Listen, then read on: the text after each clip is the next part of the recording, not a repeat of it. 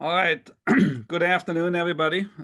My name is Christoph Geis, and together with Beth Noto, who is my co-director at Trinity's Institute for Interdisciplinary Studies, I'd like to welcome you to today's panel on pandemics, polarization, and presidential politics. This great event is co-sponsored between TIS and the Academy of Lifelong Learning. We will include today a presentation by two Trinity faculty members, and you will have the option to ask questions by using the Q&A function that's at the bottom of your screen. And Beth Notar will collect those questions and pass them on to our two panelists so that they can just focus on their talk and the questions later on. I'd also like to thank Dave Tatum from IT, who actually keeps an eye on the technical side of things. Thank you, Dave. Now, Rachel Moskowitz is an assistant professor in public policy and law. She got her BA from Grinnell College in political science and her PhD from Northwestern University, also in political science. And her research deals with the intersection of public policy, political behavior, and public opinion, and how it relates to race and urban politics. Kevin McMahon is the John R. Reitmeyer Professor for Political Science. He got a BA from SUNY Potsdam and a PhD from Brandeis. And Kevin's research interests focus on presidential elections and the Supreme Court. Please welcome both Rachel and Kevin. Kevin, Rachel, the stage is yours. Thanks, Christoph. Thanks, Christoph. I'm going to start, so I'll go ahead.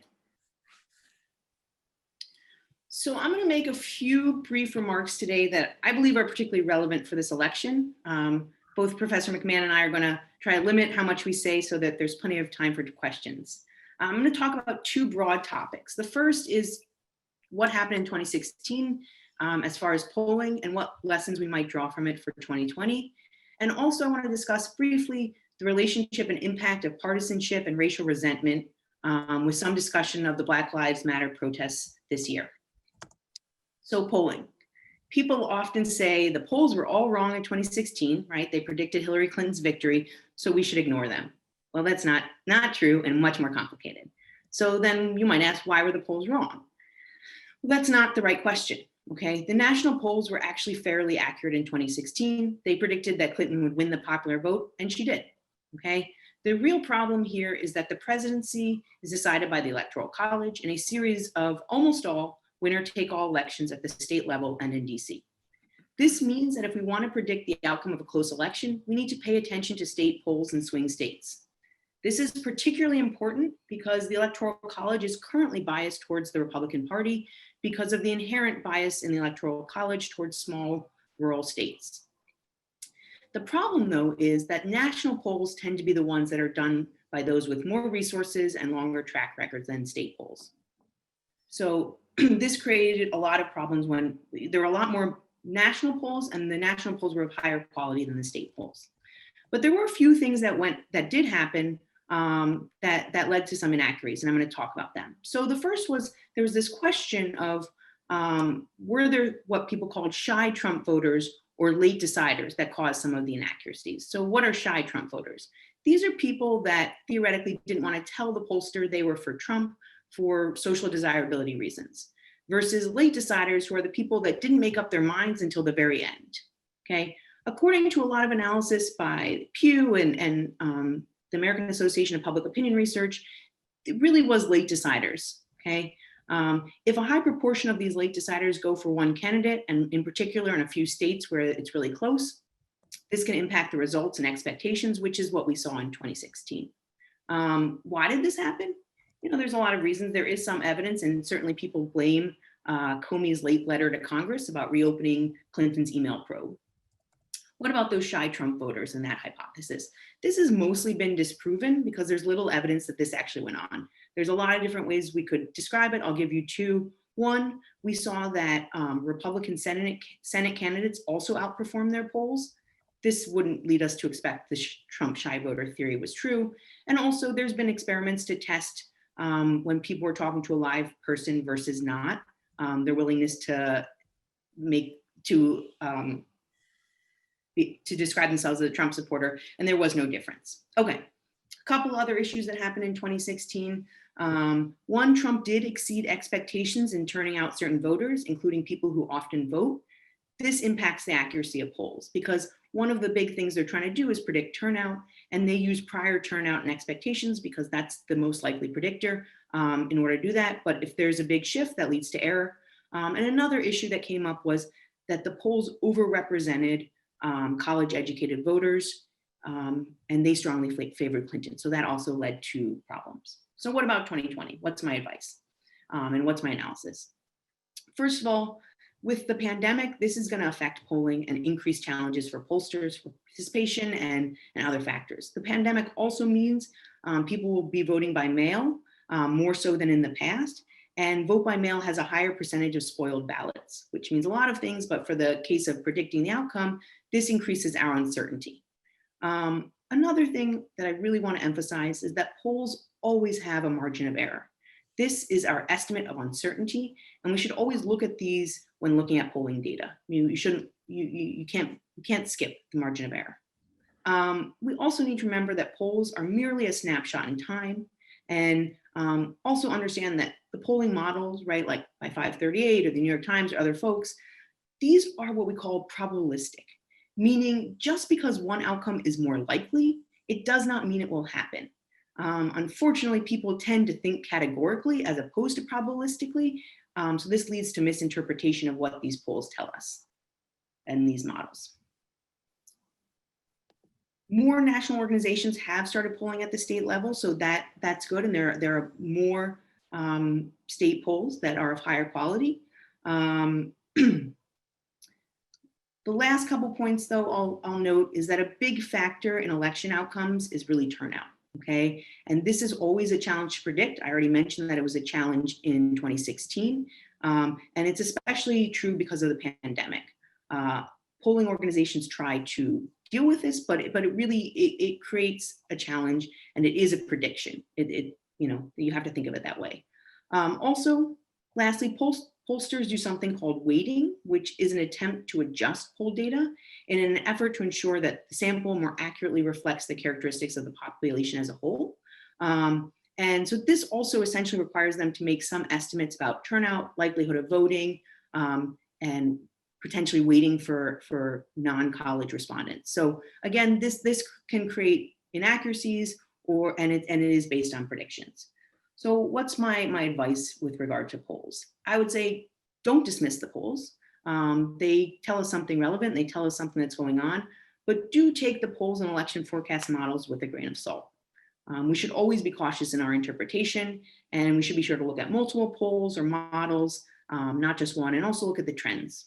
Okay, so that's the first part of what I wanted to discuss. The second part deals with this idea of racial resentment, partisanship, and voting. Okay. Before I can talk about racial resentment and the Black Lives Matter protests, I want to talk a little bit about the role of partisan polarization and its potential relationship to racial resentment. So there's tons of evidence of increased partisan polarization. And by that, I merely mean the vast and growing gap between liberals and conservatives or Republicans and Democrats. This is especially true among elites. So what does this mean for understanding people's political behavior, and can it help us understand the degree of conflict in politics? One factor that might be useful to consider and understand is that political partisans discount or dismiss information that challenges their favored candidate or ideas, as well as media sources. So we might expect, and we would be reasonable to expect, that if you get new negative information about your preferred candidate, you would then adjust your existing evaluation of that candidate, and you'd adjust it downward due to this negative information. However, studies show exactly the opposite. In fact, in some cases, voters even sometimes become more supportive of a preferred candidate in the face of negative information. This process is referred to as motivated reasoning, and scholars argue that people are psychologically motivated to maintain and support their existing evaluations. And in fact, this might explain why Trump's base has been relatively stable in spite of what we might describe as a lot of, quote, bad news, right? The coronavirus, the economy, hasn't really affected a large degree of Trump's support. One other related factor that's definitely playing a role in this election and did in 2016 is the role of misinformation. So one of the things that makes misinformation particularly difficult is that it's very tricky to actually correct mistaken political beliefs. Merely repeating a rumor can increase its power. So there's a study by a political scientist named Berinsky who studied Obamacare falsehoods. And he found that even if you mention the possibility of death panels, okay, this will increase one's uncertainty about the existence of such panels. They start to wonder, do they exist? Do they not exist? Even if in the same paragraph, you immediately discredit these and said, death panels are not a legitimate thing and nothing to be concerned about. And in fact, if you have these uncertainties about the existence, this belief in turn decreased support for health reform. So it's very tricky to actually debunk falsehoods. One way to do it that Berinsky has found is that if you have politicians who support good public policy by speaking against a policy that would be in their own partisan interest. So in this case, if Republicans speak out against the death panel rumors, citizens of both parties see this, and of all ideological beliefs, see this as a credible source, and they, it helps debunk that falsehood. But of course, given the very highly partisan environment that we're in, this is increasingly more unlikely that we'd see that type of thing. Okay. So now I'm going to say a few things about the Black Lives Matter protests and connect it to questions of partisanship in the election. So Black Lives Matter protests and the Black Lives Matter movement, has been around for several years. And we see in June 2016, so a little more than 4 years ago, white Democrats supported the movement at 64%, while white Republicans were only at 20%. Okay, by June of 2020, so this year, it jumped to 92% for white Democrats and 37% for white Republicans. So that's a large change. One interesting finding seemed to be that when the protests started to spread in 2020, support for these protests grew. And if we just look at partisanship and support, in June, we saw that that a majority of both Republicans and Democrats said they supported the protests. However, under these headlines, there's actually quite a bit of variation. The strength of the support varies by party. Whether they perceive the protests as mostly peaceful varied by party, as do other beliefs about race-related issues like police brutality and equal treatment. So even with increased support for the Black Lives Matter protests, we can see that partisanship and ideology, and then likely media attention and partisan motivated reasoning, continue to play an important role for how differently Democrats and Republicans interpret this issue. Relatedly, this fall, support for Black Lives Matter protests among whites have been waning as media attention has started to drift. And also this is in part because the white public perceives the protests as more violent than they actually are, and the media has tended to overemphasize the frequency of violence. And this is actually one of the paradoxes of the media, right? People are more likely, when the media is talking about something, people increase their support for it, but media is more likely to talk about it when they're paying attention to something like violence, which then actually decreases support. So it's a bit of a paradox. So how might racial justice issues and racial resentment impact the election? One measure I'm just going to talk about for a second is the perception of systemic racism over the last 10 years, okay? This measure, right, has changed dramatically. 10 years ago, about a little less than 40% of Democrats agreed with the idea that systemic racism existed and was a problem, whereas around 20% of Republicans did. By 2020, so 10 years later, over 80% of Democrats agree with this, but Republicans have really not changed. They're still around 20%.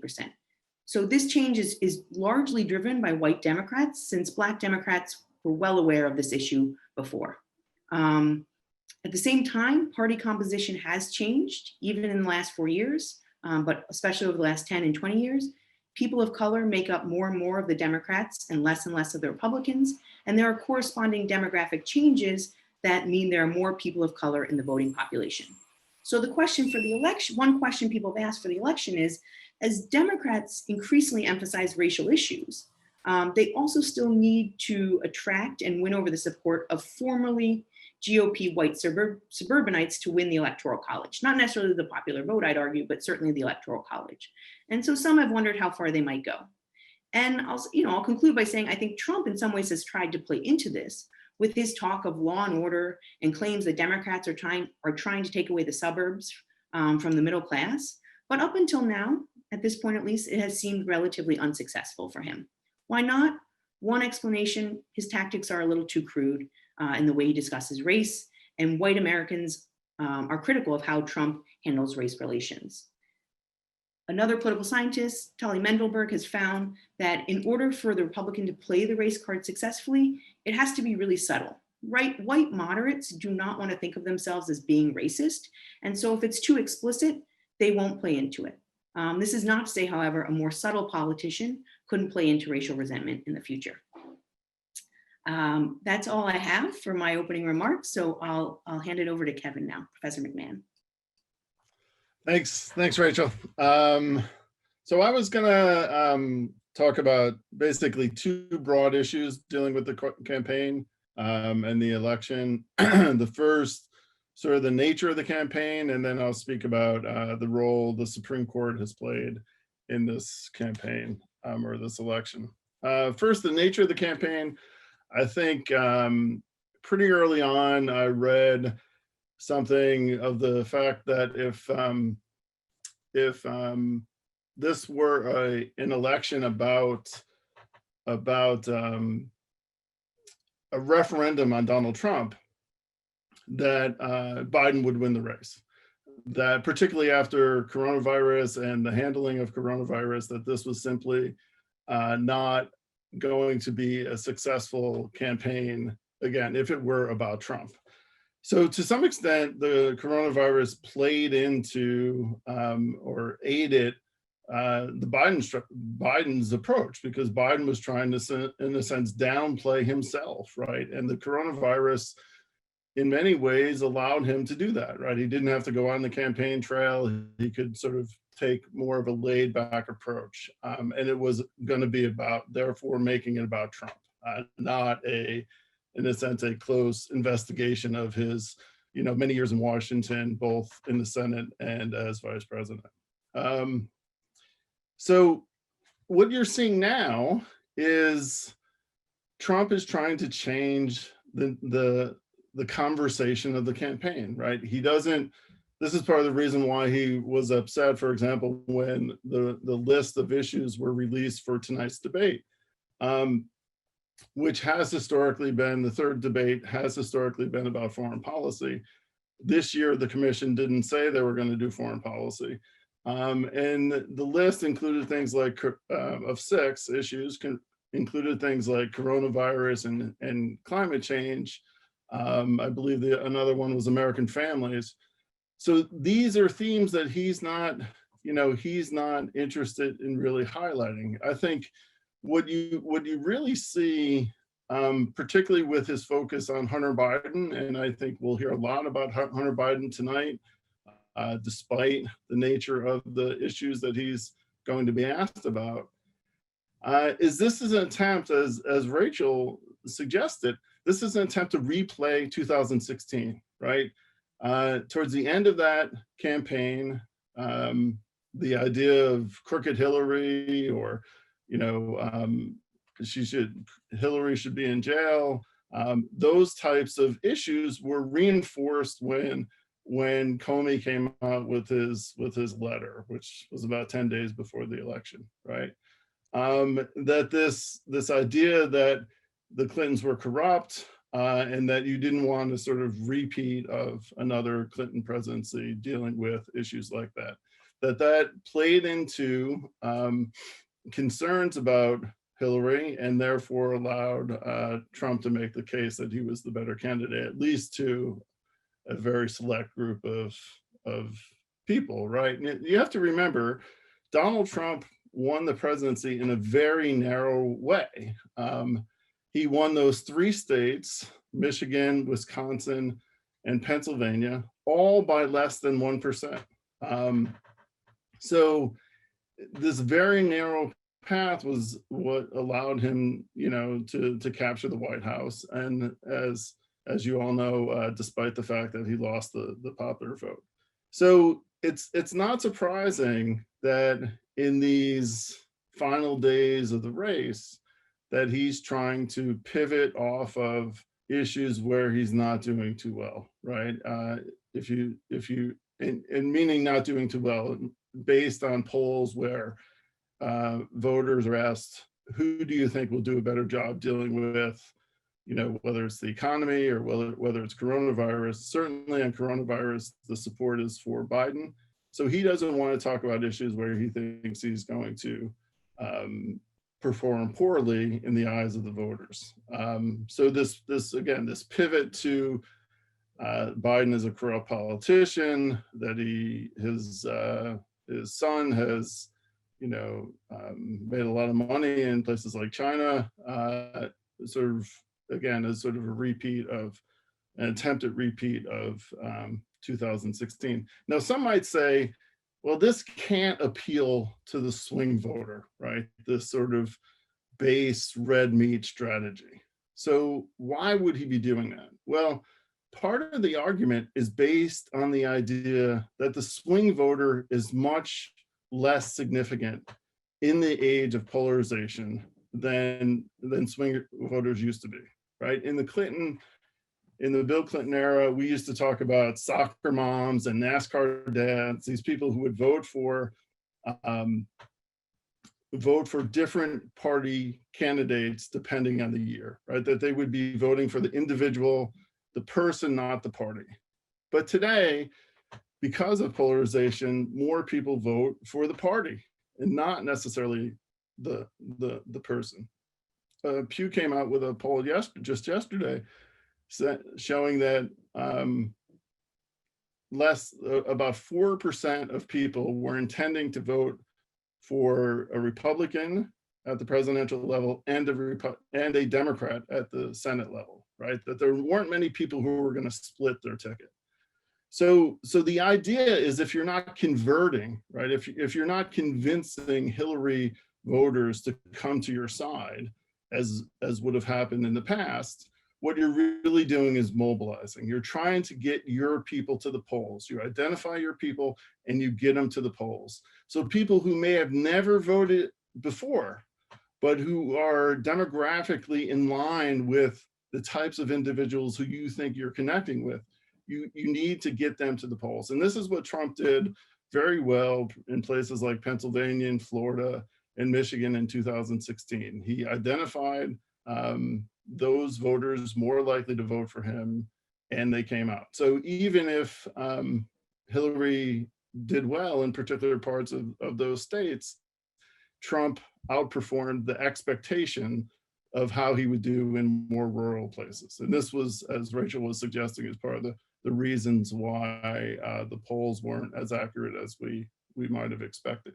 Having said that, if you go back to 538 on the day of the election in 2016, they only got 3 states wrong.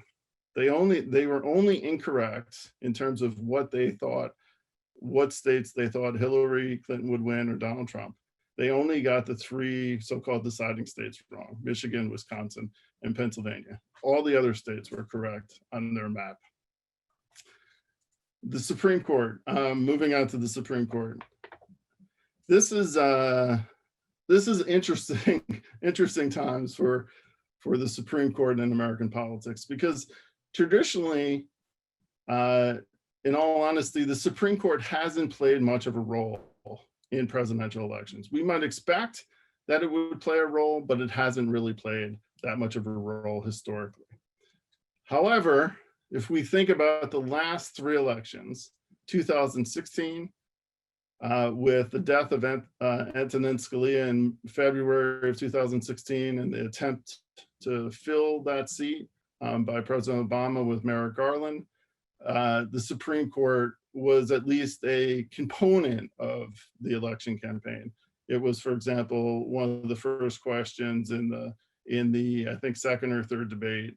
It was certainly a focus. In 2018, just before the midterm elections, we had the confirmation of Brett Kavanaugh, and there was this argument among Republicans that there was a Kavanaugh bounce, right? That the Senate candidates who oppose Kavanaugh, particularly those Democrats in red states, were going to pay for it. And in fact, many of those Democrats did lose, right? If you think of Claire McCaskill in Missouri, Heidi Heitkamp in North Dakota, they did lose. However, certainly in my analysis of this, it doesn't seem as though the Kavanaugh vote was the reason they lost, that there wasn't much of a Kavanaugh vote. I think the only convincing case that you can make for a Kavanaugh bounce was actually the one Democrat who voted for Kavanaugh, that's Joe Manchin in West Virginia. If Joe Manchin voted against Kavanaugh, he probably would have lost. But in terms of those other candidates, that the Republicans won by a significant margin, therefore making it very unlikely that that one vote was the difference. So this leads to this election, right? Again, we have a vacant seat with the death of Ruth Bader Ginsburg. We have the nomination of Amy Coney Barrett and the likely confirmation of her nomination in a few days. Will there be a Barrett bounce? Is in a sense the question. And here it's striking if you look at Senate ads in more red states. I'll just give you one example of this. The Alaska race, very red state. You have the Democrat, the incumbent Republican, one-term Republican is elected in 2014, Dan Sullivan.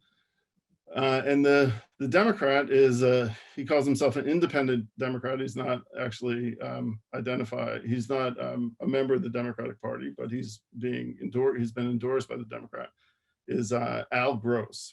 Now it's likely that Sullivan will win this race. He's been up in the polls, certainly single digits, but 5 to 7%. But Al Gross, in contrast to those Senate Democrats in 2018, where they were really they were apologizing almost for their votes against Kavanaugh. Somebody like Heitkamp, because she understood that it was going to be very difficult in a very red state like North Dakota to oppose Kavanaugh and win re-election. In Gross's case, what he's doing is he's actually running an ad that's more aggressive for, he doesn't speak about Barrett specifically, but about what potentially the Supreme Court will do. So he talks about the end of Roe v. Wade, and more significantly, and very unlike 2018, the end of Obamacare, right? And using sort of the the independent spirit or the individuality of Alaska, this idea that government will force a decision with regard to abortion, and then once the child is born, end your healthcare, right? So that's the nature of his ad, that this is what is at stake with regard to a more conservative Supreme Court if it goes the way as expected. So I think, that shows that the Democrats, who have long been on the defensive with regard to the court, defending the gains of the 1960s and 70s, now it seems to be turning the corner a little bit, where you have greater concern about where a conservative court will lead us and the potential ramifications of decisions that are expected. So I'll stop there. Thank you. So thank you both, Rachel and Kevin. That was fantastic. As someone who grew up in Wisconsin and whose family is split politically, I really appreciate this discussion. A bunch of questions are coming in, and if people have questions, please go ahead and write them into the question and answer. And so I'll start out with one question that someone wrote in. Someone was really interested in Rachel's analysis of the motivated reasoning, where negative information about your favored candidate doesn't necessarily change your view.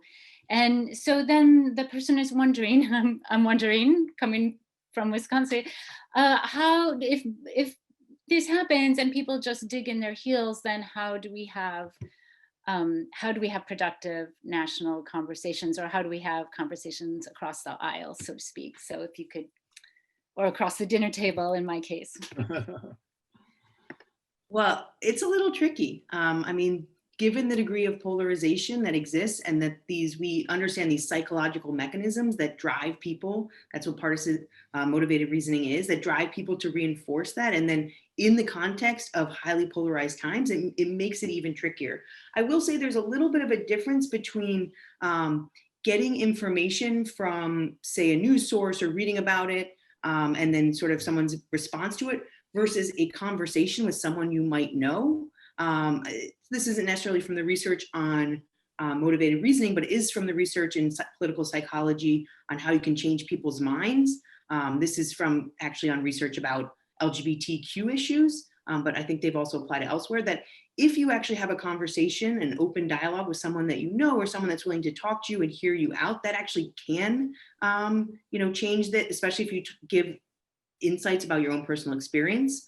So that's one answer, but I don't think it's a very good answer, because the reality is that motivated reasoning is a very, very powerful psychological process, and that it's further emphasized by the degree of partisanship. I don't know if Kevin has anything he wants to add. No, that's right. I know there's a lot of questions, so we can move to the next one. Okay, thank you. That's really interesting. Kevin, I saw there's a question about ranked voting. Somebody said ranked voting is on the ballot in their state, and I was wondering if you might.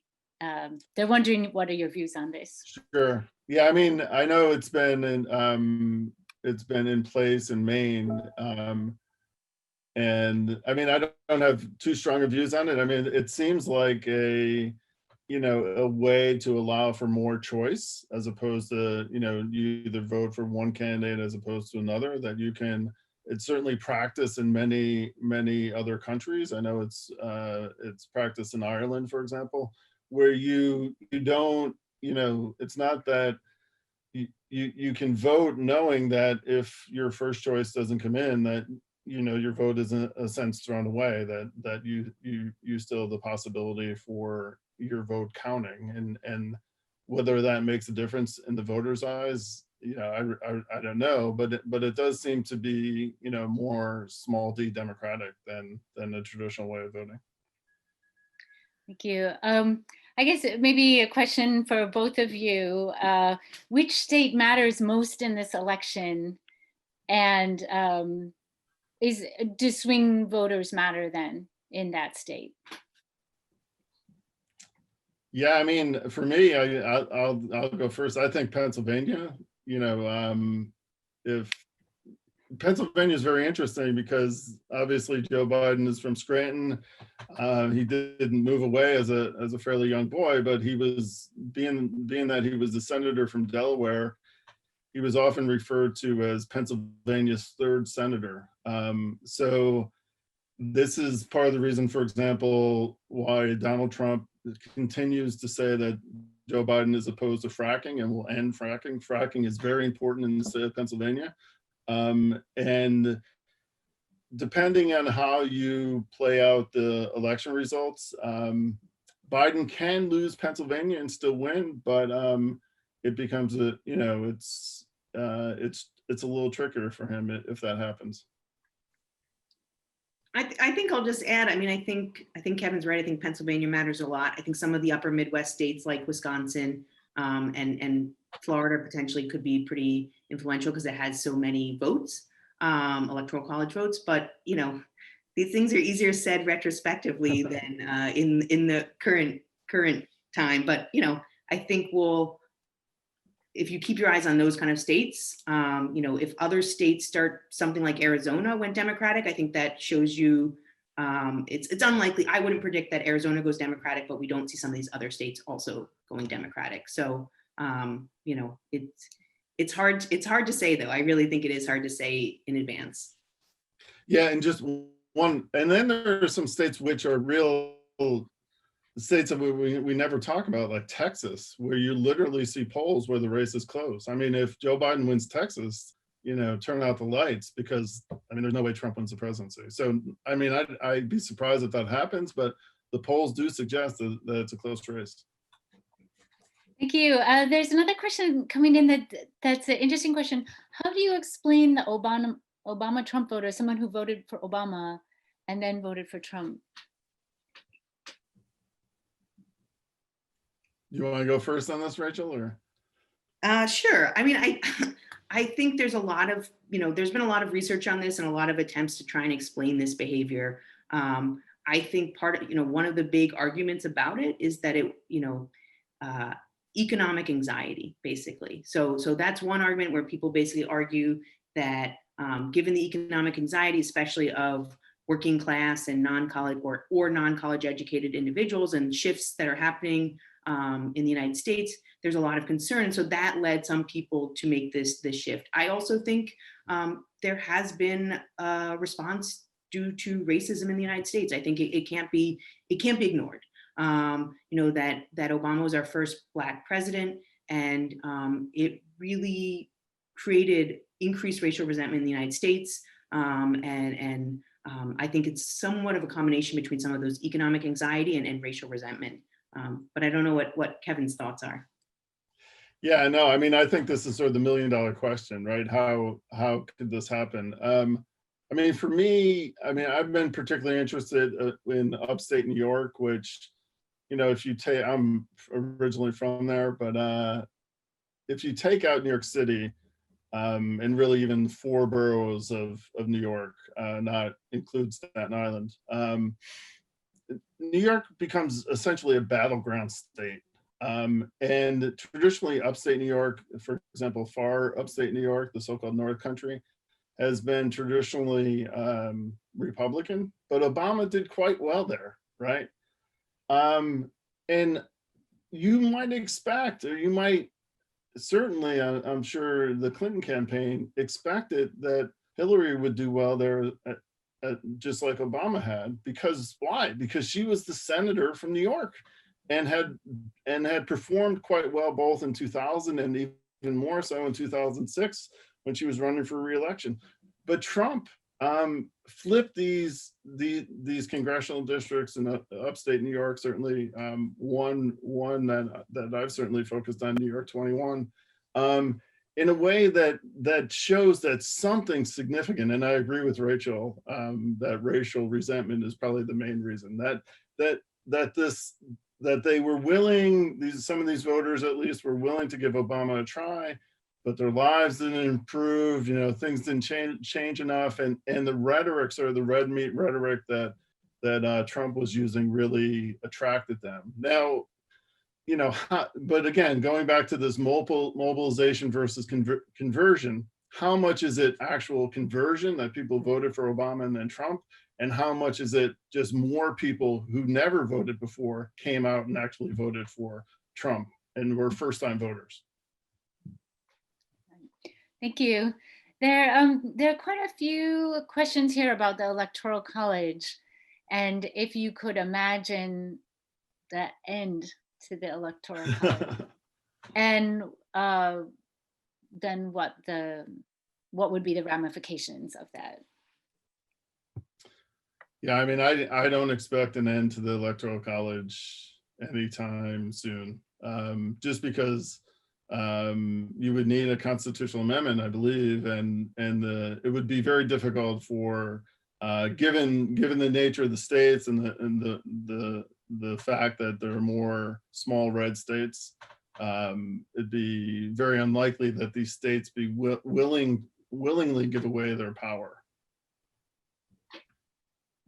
I agree. I think it's very unlikely that we would see the end of the Electoral College, because the people who have power now are not going to be invested in turning over some of that power. And so perhaps maybe in an era when there wasn't a clear bias in the Electoral College, it's not a permanent thing that the bias is going to be for the Republican Party. It just happens to be how it is now.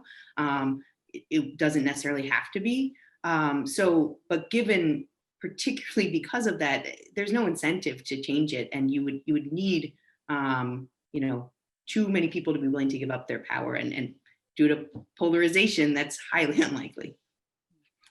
Right, thank you. There's a question here for Professor Moskowitz on What are your thoughts on the prevalence of election forecast models? And do you think they influence each other or influence voters' perceptions? I think they do. I mean, I think that they've gotten increased popularity. 538, for instance, started out as a very small blog and really came to prevalence in part because people are very interested, and lots of other organizations do their own modeling. So certainly people are paying attention to them. And I don't know that it's hard to say, and I'm not an expert on modeling, elections. But it's hard to say whether there's error because they are influencing each other, or there's error because they're relying on the same data. And if there is error in that data and it's systemic, and so it creates some sort of bias, we're going to see that across multiple models. So that's a possibility. There's another person there, a political scientist who does election forecasting modeling named Rachel. Oh, now I'm blanking. It's like Beitfiker or something. Is her last name? Yep. Bidikofer. Thanks, Kevin. I only read it. I never say it out loud. She models hers a little bit differently. It's based on polarization, in fact, and turnout. So all the models are not based on the same set of beliefs and expectations, but they certainly overlap. And then, of course, they all often really rely on the polls, which, again, there could be some sort of systemic bias in those polls. Thank you. There's a question, what do you expect to happen with the Senate? And whether you're willing to offer your predictions on that. Yeah, predicting after 2016 is a dangerous game. So, I mean, right now, again, if you look at the polls, but there could be problems with those.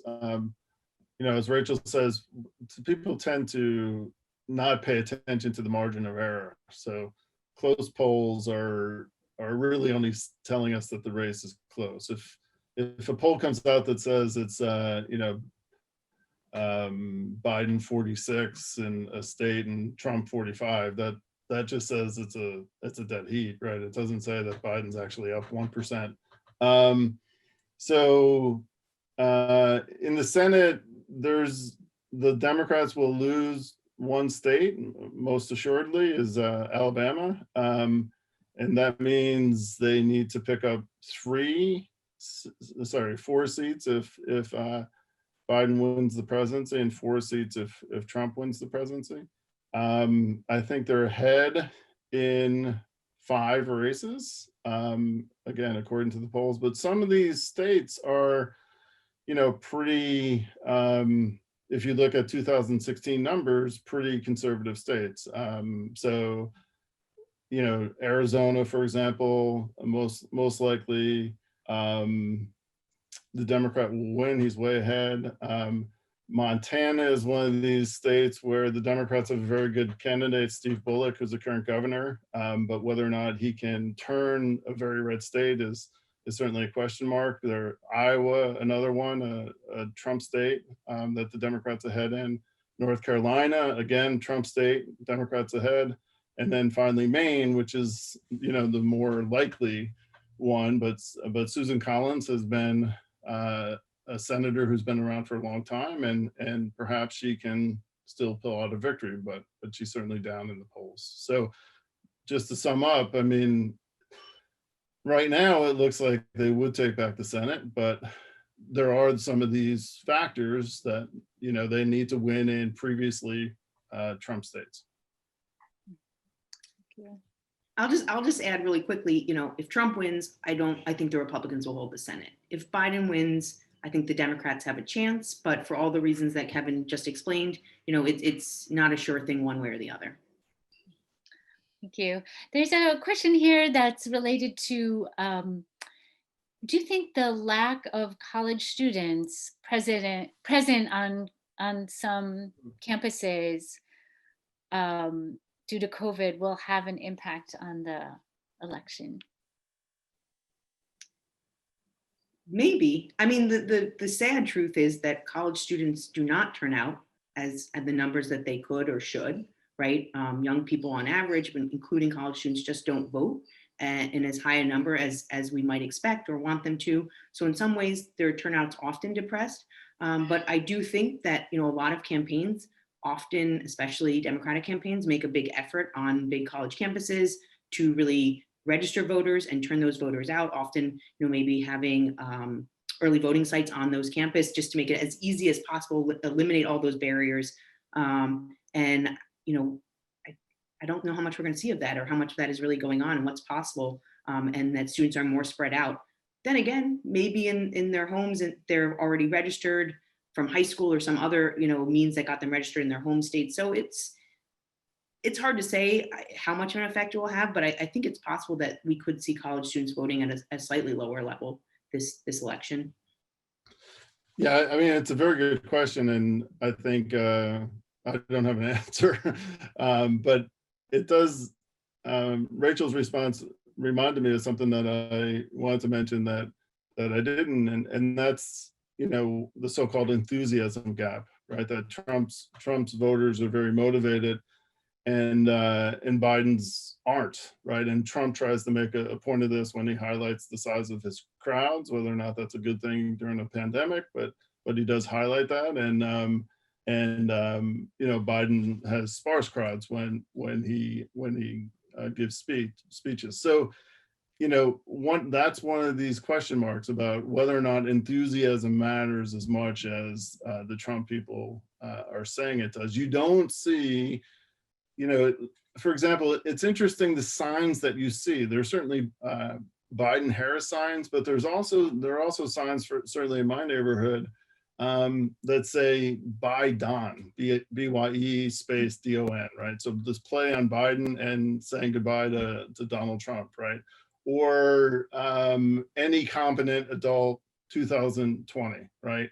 These types of sort of anti, or to use a concept in political science, negative partisanship, right? You're not necessarily voting for the person that's leading your party, but you're voting against the other guy.